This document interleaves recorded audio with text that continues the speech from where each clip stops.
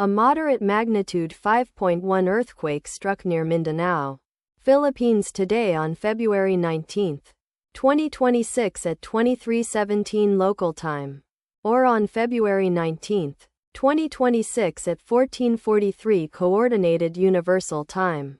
As reported by the EMSC on its website, the earthquake was located at a very shallow depth of 10.0 kilometers below the surface, at coordinates latitude 9.857 and longitude 126.429.